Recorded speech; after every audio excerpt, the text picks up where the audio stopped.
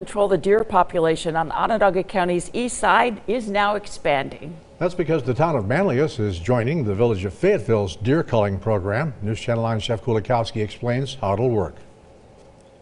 I would get phone calls, I would get emails, I would get people stopping in town hall. I'd run into them in the supermarket, So it's constantly, concerned with the deer population.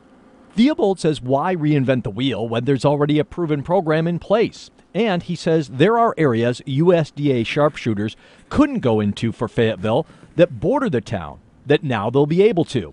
He says it's another example of the village and town sharing services, this time to deal with the problems created by too many deer in neighborhoods. What's important to me is the safety of our residents. And if we're seeing a lot of this with the ticks and the Lyme disease, traffic accidents, that's affecting the safety of our residents.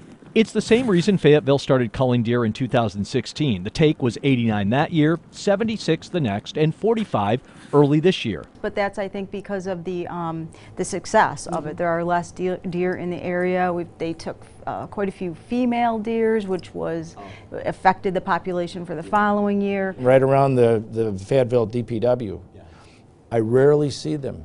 The last couple of years, I haven't seen them crossing from the canal like they used to.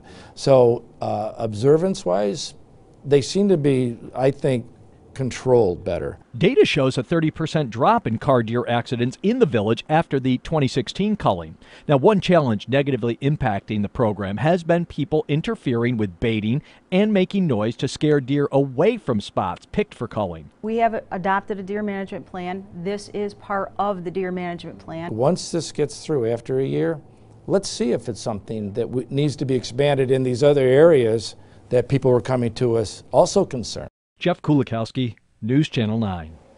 And through 3 years of its deer culling program, the Village of Fayetteville has donated over 5,000 pounds of venison to the food bank.